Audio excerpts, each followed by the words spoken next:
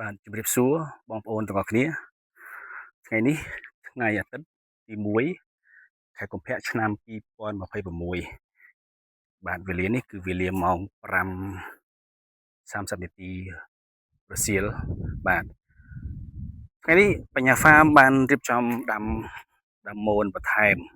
ដាំមុលប៊េរីបាទដាំបន្ថែម100ដើមពីលើដើមមុលប៊េរីចាស់ដែលយើងមាន300ដើមបាទដើម្បីបំពេញតម្រូវការនៅក្នុងស្រុកក៏ដូចជាសម្រាប់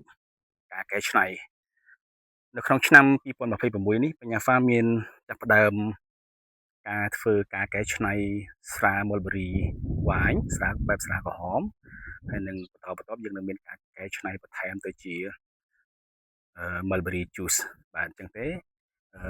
យើងត្រូវចាំបាច់នៅក្នុងការដាំដុះបន្ថែមបាទដើម្បីកុំឲ្យខាតជាប្រយោជន៍អញ្ចឹងដោយសារតែកន្លងទៅមានបងប្អូនយើងមួយចំនួនបាទបានសួរខ្ញុំអំពីរបៀបនៅក្នុងការដាំដើម Mulberry ហើយកន្លងទៅក៏យើងមានភ្ញៀវយើងមួយចំនួនដែលគាត់កំពុងដើម Mulberry ទៅដាំជាលក្ខណៈគ្រួសារឬក៏អ្នកខ្លះគាត់កំពុងទៅដាំជាលក្ខណៈជាចម្ការបាទ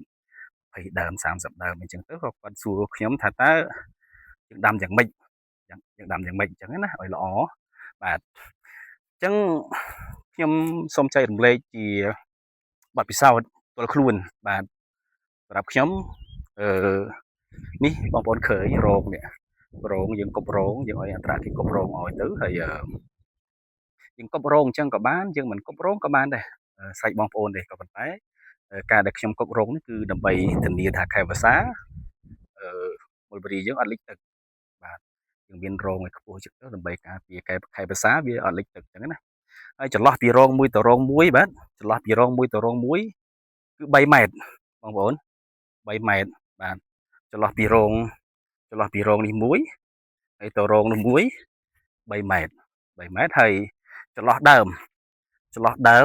បាទចន្លោះដើមនេះចន្លោះពីដើមមួយទៅដើមមួយ2ម៉ែត្របាទពីដើមមួយនេះទៅដើមមួយនេះ2ម៉ែត្របាទយើងអាចដាក់2ម៉ែត្រឬក៏3ម៉ែត្រឬក៏2ម៉ែត្រកន្លះក៏បានដែរបាទអានេះដោយសារតែខ្ញុំដាក់2ម៉ែត្រខ្ញុំដាក់2ម៉ែត្រហើយចន្លោះពីរោងមួយទៅរោងមួយដាក់3ម៉ែត្របើន័យថា3ម៉ែត្រនេះគឺសម្រាប់អឺគោយន្តឬក៏ត្រាក់ទ័រអាចចូលទៅព្យួរនៅចន្លោះរោងហ្នឹងក៏បានដែរបាទហើយដល់ពេលវាធំទៅមែកវាសាខាយើងអាចចងវាផ្អបជាប់គ្នាទៅវាស្អាតហើយចន្លោះដើរបានស្រួលដើរសម្រាប់ដើរបេះបានស្រួលអញ្ចឹងណាបាទទន្ទឹមនឹងដែរហើយមុននឹងយើងការដាំគឺដោយសារតែខែនេះគឺខែក្តៅខែនេះខែក្តៅអញ្ចឹងហើយយើងបានរៀបចំយកចំបើងគ្របគល់ដើម្បីធានាថានៅពេលដែលយើងស្រោចទឹកទៅចំបើងជួយគ្របដីឲ្យវាមានសំណើមបាទហើយយើងត្រូវមានការទ្រាប់បាតណាបងប្អូនបាទអញ្ចឹងយើងអាចដាក់ជីអាចមន់ក៏បានអាចគោក៏បានអាចទាក៏បានឲ្យតែបងប្អូនមានហើយសម្រាប់ខ្ញុំដាក់ជីអាចទាហើយរោយកំបោរសដើម្បីសម្លាប់មេរោគហើយទៅនោះយើងដាក់ជីកែង15នោះគ្របគល់បន្តិចមកបាទពេលយើងចាប់ផ្ដើមដាំបាទចាប់ផ្ដើមដាំបាទនៅពេលបងប្អូនដាំបងប្អូនស្រោចទឹកមកបាទខ្ញុំដាំខែ2នេះគឺខែយើងចាត់ទុកថាជាខែចាប់ផ្ដើមក្តៅតិចដែរហ្នឹងហើយប៉ុន្តែមិនទាន់ក្តៅខ្លាំងហើយអឺសំខាន់យើងមានទឹកយើងមានប្រព័ន្ធទឹកដើម្បីស្រោចស្រពអញ្ចឹងណាបាទឥឡូវខ្ញុំនឹងចាប់ផ្ដើមដាំហើយពេលខ្ញុំដាំរួចខ្ញុំនឹងបង្ហាញបងប្អូនទាំងអស់គ្នាម្ដងទៀតបាទបងប្អូនឥឡូវយើងដាំរួចហើយបាទយើងដាំរួចហើយនេះឥឡូវយើងចាប់ផ្ដើមបើកទឹកដើម្បីស្រោចតាមគល់បាទមុលប៊េរីនេះយើងដាំរយៈពេល8ខែយើងចាប់ផ្ដើមគ្រប់អាយុមានកម្លាំងគ្រប់គ្រាន់ដើម្បីអាច